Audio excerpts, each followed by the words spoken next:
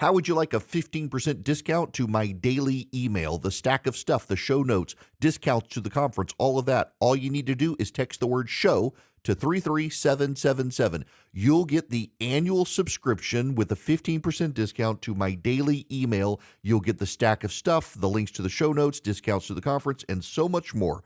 All you have to do is text the word show, SHOW, to 33777. Text show to 33777.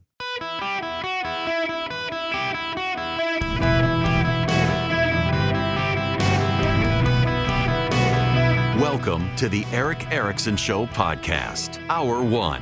Hello and welcome. It is Eric Erickson here across America.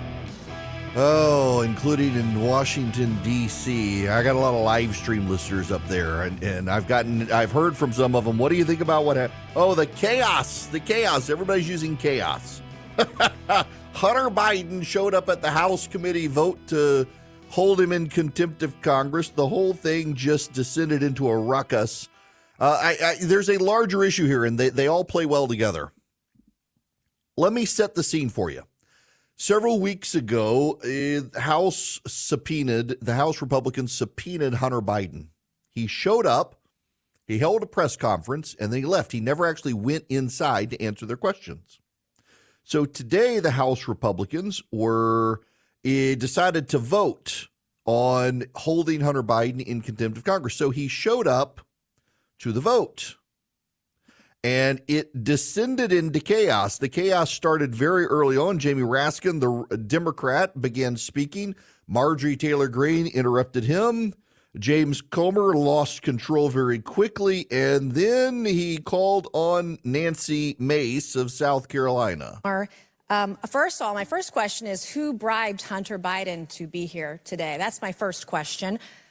Second question, you are the epitome of white privilege, coming into the Oversight Committee, spitting in our face, ignoring a congressional subpoena to be deposed. What are you afraid of? You have no balls to come up here and... Mr. Chairman, point of inquiry. Mr. Chairman...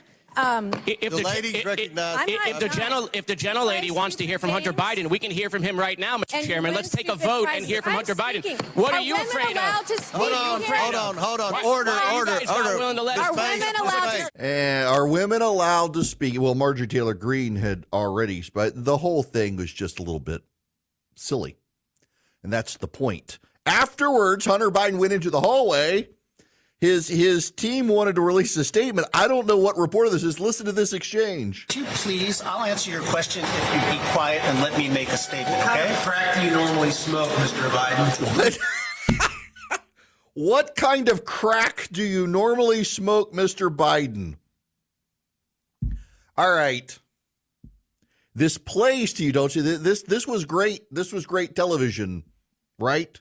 This is great. This is the problem, though, is those of us on the right, we love Nancy Mace going after Biden like this, but those on the left love that Hunter Biden showed up at the committee, and then a Democratic member says, we can hear from him right now if you want, and the Republicans refuse to hear from him. So both sides get their pound of flesh for their fundraising emails headed into an election season, and nothing's actually accomplished other than the rest of the world looks on and says, dear God, what is going on in the United States? There's a larger point here. I want to play for you some audio. This is from my buddy Chip Roy, congressman from Texas. Yeah, Neil, it's a real problem. And we've been saying this for 3 or 4 years during the Biden tenure. And now at least there's a lot of eyes on this. And look, Tom Homan, he's a great American, the former head of ICE under President Trump, good friend of mine. Mark Morgan, former head of Border Patrol. And the folks down there, they're doing their best with a tough situation. But Alejandro Mayorkas doesn't care. I mean, he's blaming it on Texas. He's going to the Supreme Court. They're challenging the governor, cutting razor wire. They want to now challenge our law that allows Texas to try to defend ourselves. 85%. Let's put that in context. 300,000 apprehensions in December. Do the math, right? We're talking about 250,000 releases in December. That's not counting the 50,000 or so rough gotaways that we would estimate we're getting on a monthly basis, which are the worst of the worst, by the way. And that is a major drain on our state and Texas, $12.5 billion we've had to spend out of our own money to do what the federal government is supposed to do. And it's long past due for us to do something about it. It's why I don't think we should be funding the government without getting change. I sure don't think we ought to be giving more money to Ukraine without forcing the change at the border we need to. It's the only tool we have, Neil. I mean, I'm not trying to rattle about shutdown for the sake of it, but the people I represent, they're like, good Lord, shut down the border or shut down the government until you wake up President Biden and Mayorkas to do their job. What's actually more important to you guys? Getting a pound of flesh from Hunter Biden or securing the border? This is kind of the problem that we are dealing with as a society.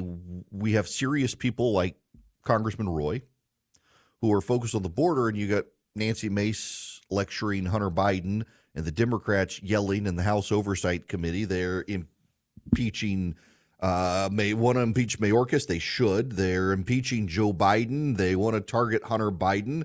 They're dragging the Bidens out, and it plays well to the base. I do not doubt every single one of you are kind of cheering that on. But what about the border issue? We're distracting from that. We're distracting. You can only advance so many messages in a media hostile to you. And the media today, they're eating up the Hunter Biden story. It's all over CNN and MSNBC. They're cheering on Hunter Biden for being brave and bold and pointing out the Republicans, when given the opportunity by Democrats to question Hunter Biden, decided not to question him. So he got up and left. The Republican side of things, like, oh, Hunter Biden, he fled the committee. They weren't asking questions. He wasn't there to answer questions. He provided them the opportunity, and they didn't. Meanwhile, we've actually got this fiscal situation shaping up, a $1.7 trillion plan for spending for the next year, and we may have a government shutdown coming up, and this is ultimately the problem for conservatives. I don't like the deal that is being proposed by Speaker Johnson, but I suspect it's the best he could do. And herein lies the rub for the conservatives in the House of Representatives.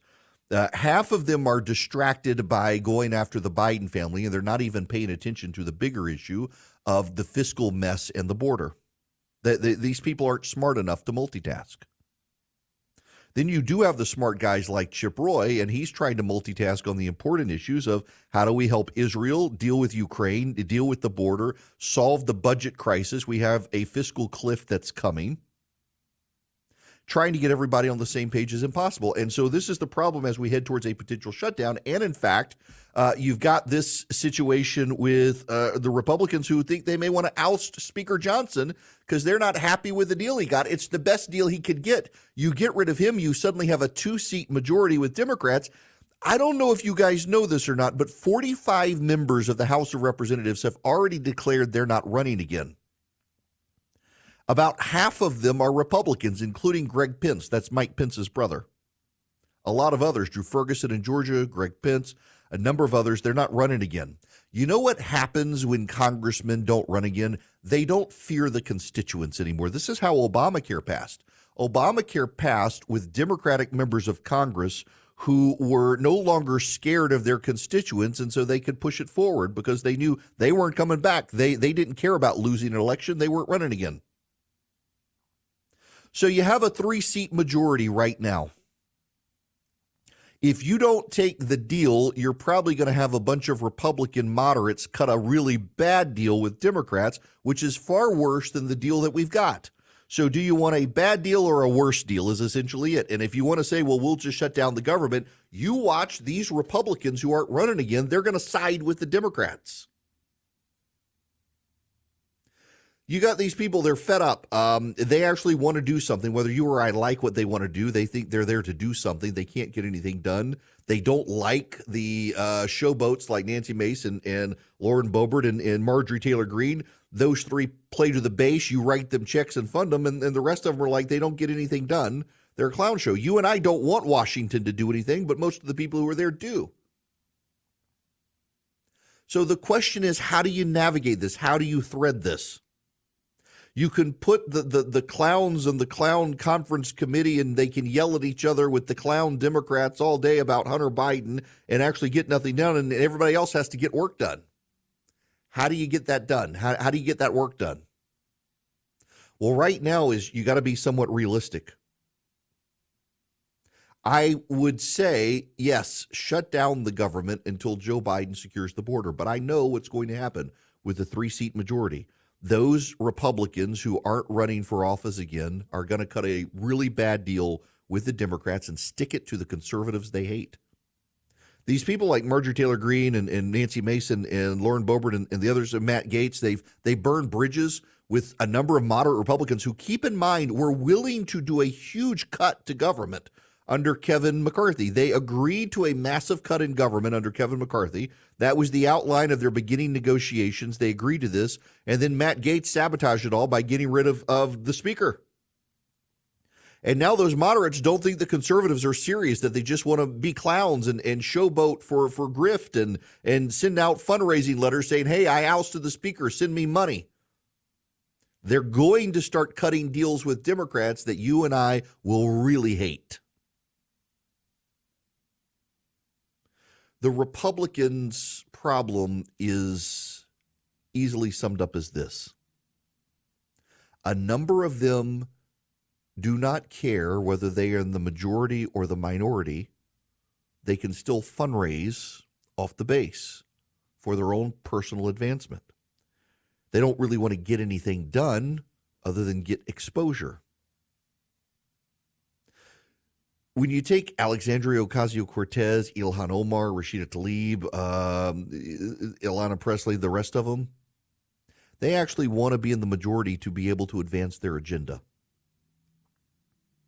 The only agenda some of these conservatives have in the House, and they're not really even conservatives, they're populists. I mean, look at Marjorie Taylor Greene was willing to back Kevin McCarthy, an absolutely unprincipled politician, and is critical of Mike Johnson, who is unquestionably a conservative, because he can't do any better than Kevin McCarthy. She was willing to allow Kevin McCarthy with no principles to do exactly as Mike Johnson's doing, and she gave McCarthy a pass, but she won't give Johnson a pass for the same thing because he's a conservative. He's being penalized for having principles and not being able to get everything.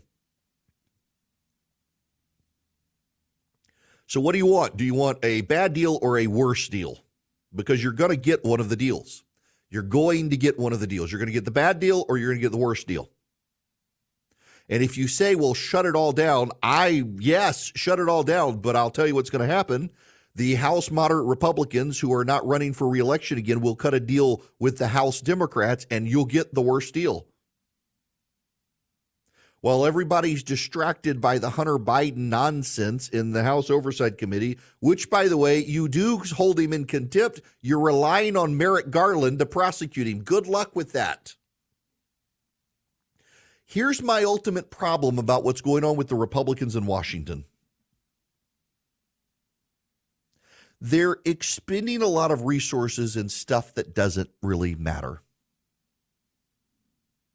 They should impeach Secretary Mayorkas, because while the Senate will not find him guilty, the exploration of what's going on at the Department of Homeland Security will be worth it, and it will force Senate Democrats in a tight reelection campaign, as the border becomes the biggest issue, to take a stand on Mayorkas or not.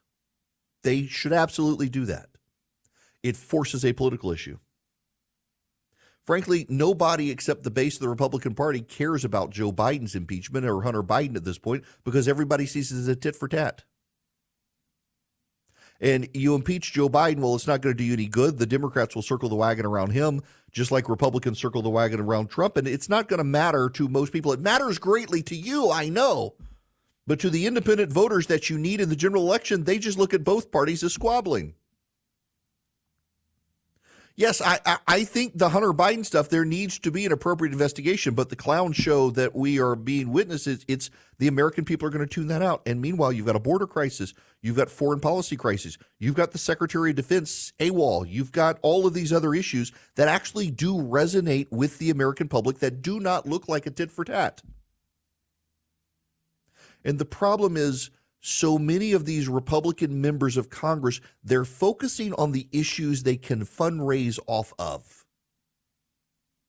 They're not focusing on the issues that actually lure independent voters to our side for the general election.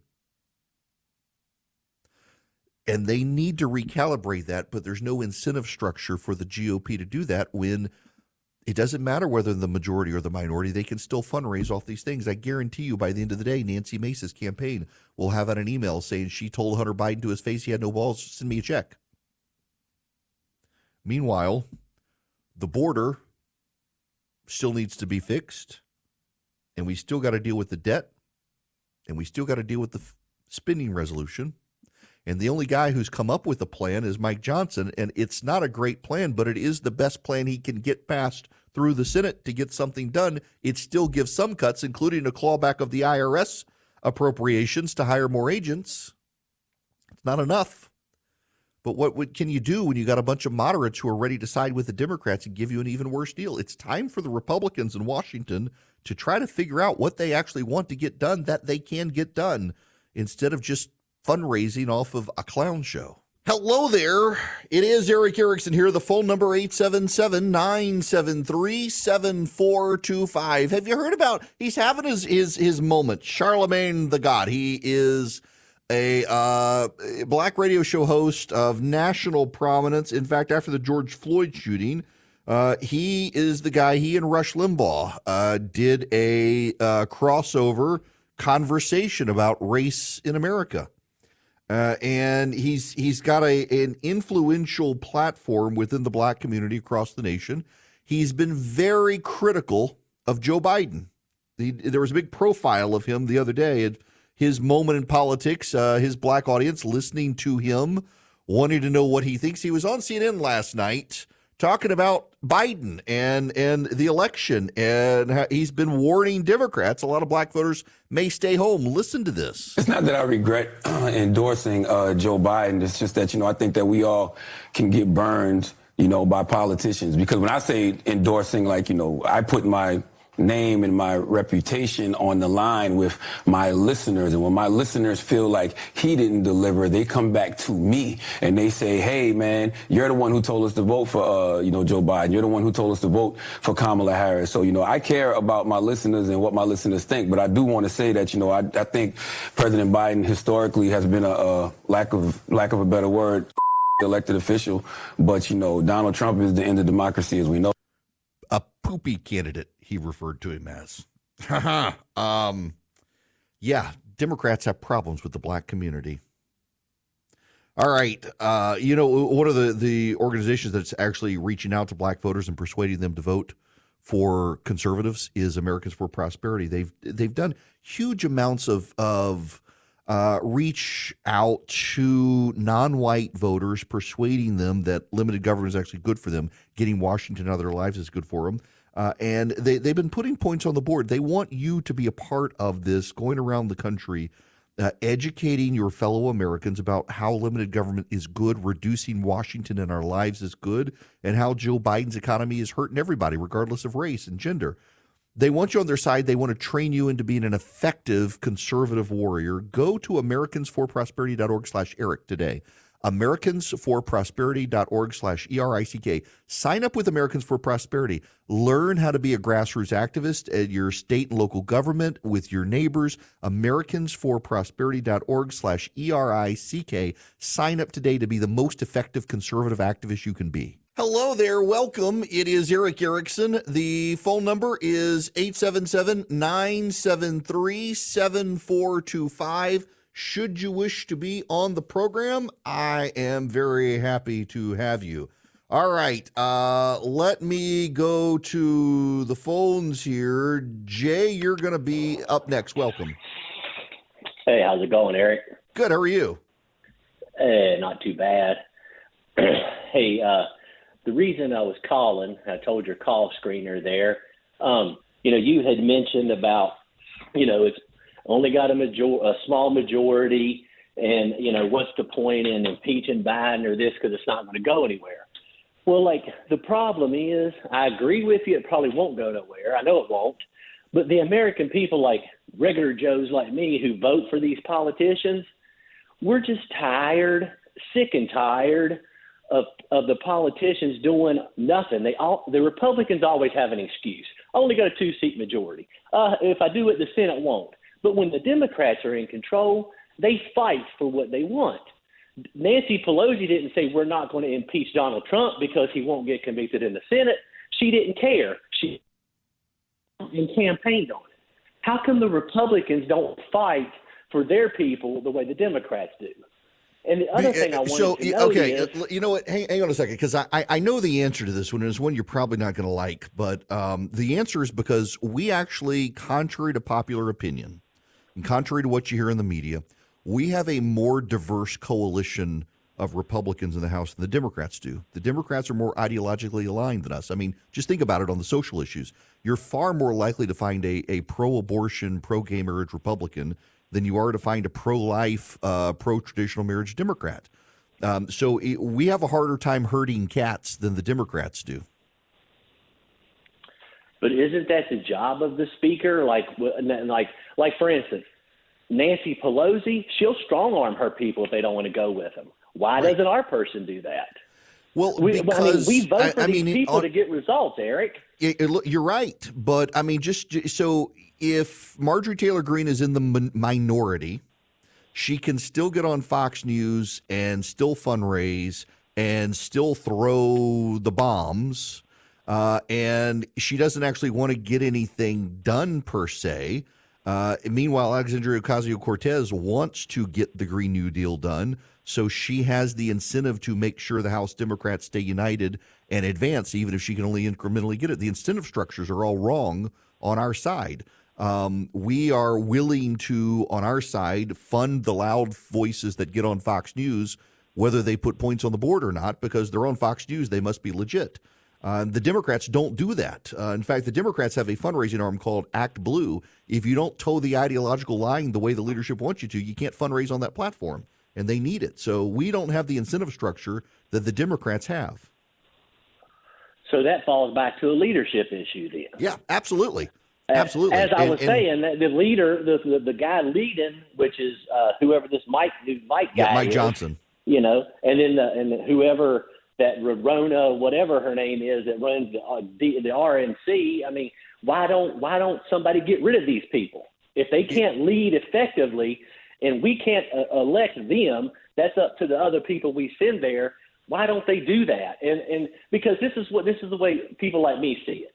Well, I've been voting for you all for 35 years, and you ain't done anything, and you've always got an excuse. So so they're losing voters because they're not doing anything, but yet they'll tell you how they're not doing anything because they're afraid of losing voters. And the flip side to it is that nobody talks about, including you, Fox News, or anybody else I've ever listened to.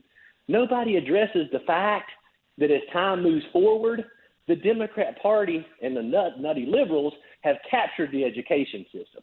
So they're pumping out more Democrats. Wait a second, Jay. I actually talked about this very thing the other day. I talk about it all the time. Well, I may have missed it. I switched between you and Steve Deace. I apologize if I did. That's all right. I literally talk about this issue all the time. It's a huge issue. It's one reason why, for example, the other day I was saying Republicans need to embrace school choice to get people out of this. I agree with you, and I did hear you say that. But does these Republican politicians or Republicans in America realize that as time moves on, they're going to increase their numbers and ours are going to decrease? So if you don't do something, which in my opinion is too late anyways, it's just going to go to hex in a handbasket. Yeah, you're right. They're eventually going to take control, and there's nothing we can do. I will tell you, I don't think it's too late. I actually do think that. You're seeing this divide now in these states where they are advancing school choice. I mean, like Florida was a swing state. Florida is now a rock rib Republican state, and DeSantis won Miami, Florida, first Republican in 20 years to do so as that state's expanded things like school choice. But to the larger point, when you hear the excuse making of a guy like Speaker Johnson, keep in mind, though, it is the reality that in the House of Representatives, you now have a 3-seat Republican majority, and the majority of the Republicans are more moderate than you and me. So you want to get something done for the conservatives, they got to cut a deal with the moderates. And the last time they did that was last year.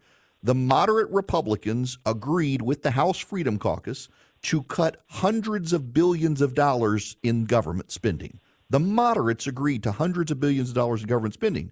But Matt Gaetz rejected it and ousted Speaker McCarthy.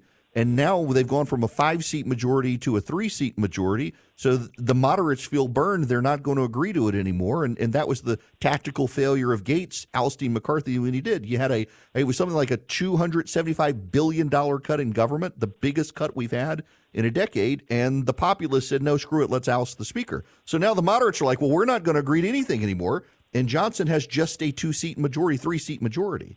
So how do you herd these cats when you don't have the incentive structure to keep them all in line and half of them hate the other half? 20 of them are retiring and they really hate the populists now. I mean, that's the problem. You can hear it as excuse making, and I realize a lot of people do, but that's the reality you're dealing with. That's not an excuse. It actually is the reality. You have a 3-seat majority. The House Speaker doesn't vote, so it's actually a 2-seat majority. You had the moderates agree to a multi-$100 billion set of cuts with the conservatives. They put it all on the line to get it done, and Matt Gaetz said, you know what, I'd rather oust the speaker. So now you got the moderates are retiring. They're tired of being a part of it. They have no incentive now to even cut the government. So, I mean, the problem is Republicans do have a more broad, diverse coalition than the Democrats. Democrats look at the skin color and say, well, you don't have a lot of black people or Hispanic people. Yeah, but we got moderate, liberal, and conservative Republicans. You guys are liberal and progressive. So how do you get anything done? Part of it is, if we're really honest about it, you got to have more than a 5-seat majority or a 3-seat majority. They could do more if they had a 25-seat majority, because if you had a 25-seat majority, you would have more conservatives who could unite and rally and push.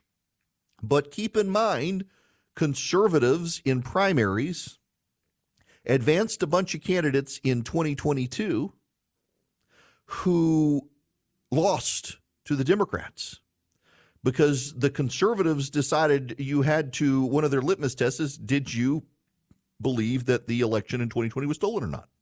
And they pretty much uniformly rejected anyone who didn't believe it was stolen. And then the stolen election people who got the nomination all lost to the Democrats. We could have had a 25, 30-seat majority.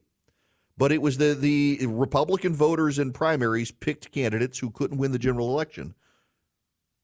So the reality is, now keep in mind, the polling shows that most Republican voters actually want to vote for people who agree with them instead of people who win. You hear that? Most Republican voters in poll after poll after poll after poll after poll, and you're seeing it in reality, so don't say the polling's wrong, because you're seeing it in reality too.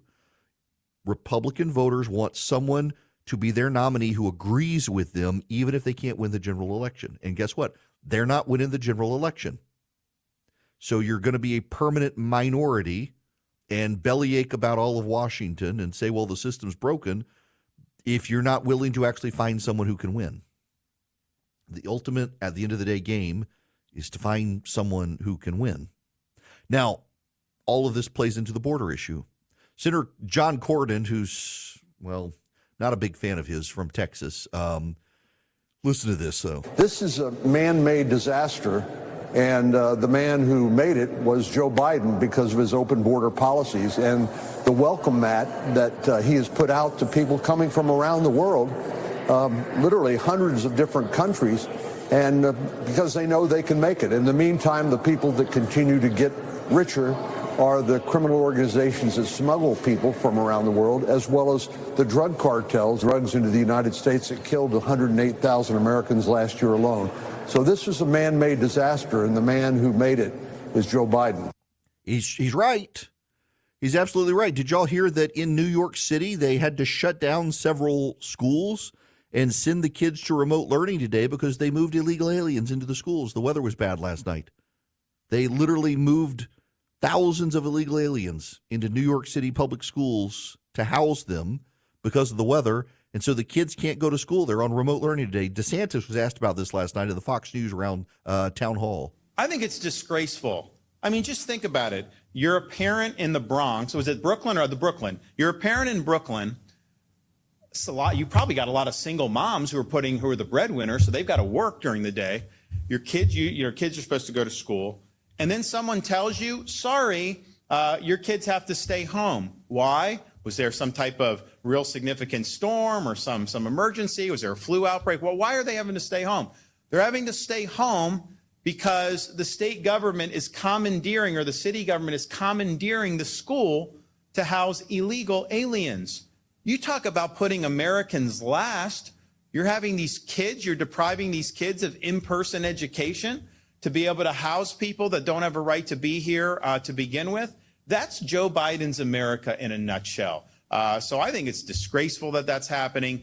But I think this, when I'm president, this immigration stuff, we're building a big consensus in this country. Because, some of these areas in New York City, these are very liberal voters usually, but they are almost all of them saying this can't go on like this. You can't just have schools overtaken, hospitals overrun, people coming in, we don't even know who they are. So this has been one of Biden, probably the biggest failure, just simply because he has more control over this. There's certain things president may not have direct control over. He is causing this. He could stop it, and he's choosing not to stop it. Yeah, he is. Wait until you hear the reason a member of Congress gave away the game. Before we get there, though, let me take Mike's phone call. Mike, welcome to the show. Hi, how are you doing today? Good, how are you? I have a question. I thought I heard something on the local news here. I live in Georgia about some type of lawsuit that was brought about for the election machines. Is this a frivolous lawsuit, or is this actually something that could have some legitimacy to it? And if it does, how does it affect the Trump case here in Georgia? Okay, so let me answer the last part first, Mike. So let me the last part first. It won't affect the Trump case. It will not impact the Trump case because they're on separate tracks. So years ago, when was it? 2016, 2017, a good government group filed a lawsuit. Yeah, 2017, I think it was. They filed a lawsuit saying that Georgia used electronic ballots because they didn't generate paper ballots. They should be declared unconstitutional. It was before Judge Amy Totenberg, who's a Obama-appointed judge, and she prohibited the state at the time from using those machines because they didn't have a paper trail tied to it. So the state deployed the new machines that have a paper trail that complied with their order. So the lawsuit was going to be tossed out, but then they amended it to take aim at the new system. And essentially, they're claiming that the Dominion voter system machines are too flawed to be operated. I honestly think it's a garbage lawsuit because a lot of the claims that they're making have been disputed widely. They're not connected to the internet at the elections centers, contrary to popular opinion. They print out the paper ballots. They have the paper ballot trail for the audit. But more importantly, there's this. The states themselves get to decide the procedure for voting. The federal government can't dictate to the states the method of voting in the states. Now, these are paper ballot activists, and what's so wild about this is when states moved to electronic voting after the 2000 election, Bush versus Gore, it was the Democrats who became the ballot conspiracy theorists saying, oh my gosh, the paper ballots, we need the paper ballots. Well, paper ballots are actually the least secure method of voting. With the electronic balloting that, for example, Georgia has now, you have a printed ballot and you have the electronic ballot and you can match the receipts. Paper balloting, you can stuff the ballots more easily. You got all sorts of problems, but because of the 2020 election, a lot of Republicans now believe actually paper balloting is more secure than the electronic voting system.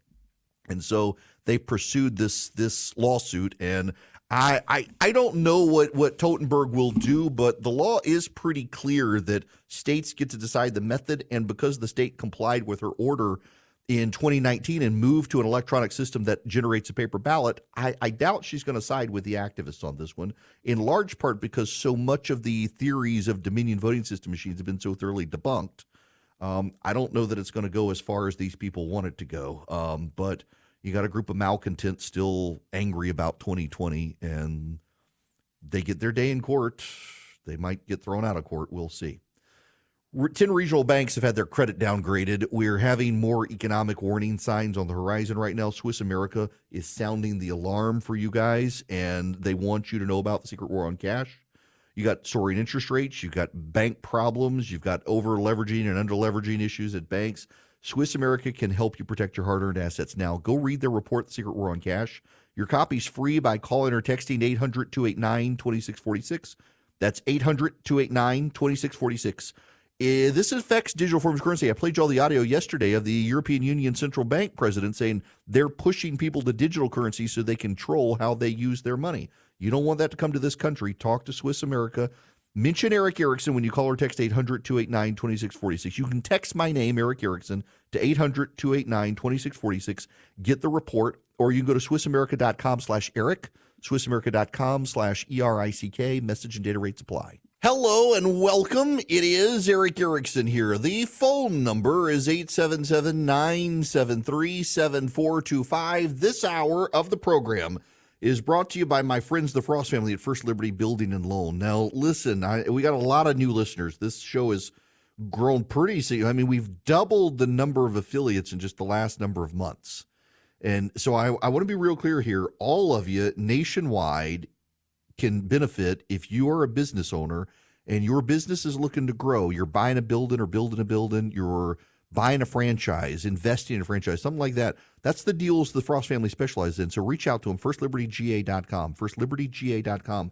They can help any business nationwide. Tell them I sent you.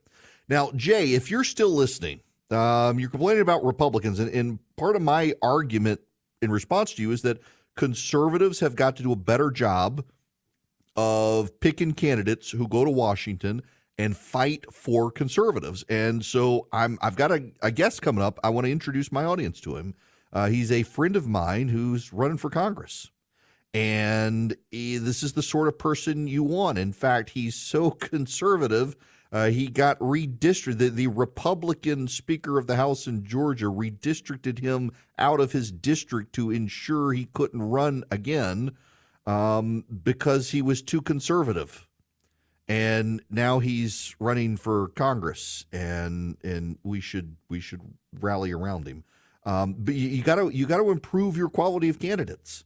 You can't just find the person who tells you what you want to hear. You got to find the person who knows how to win, who can advance the fight, who can get elected. And that's not always the person that you first embrace. You got to find quality, high caliber candidates who can connect with voters who aren't like you, have a compelling biography to do it. I'll show you what I mean when we come back on the other side. You're going to want to stick around for this. Every single one of you, wherever you are in the nation, you're going to want to hear this conversation when we come back right here on the Eric Erickson Show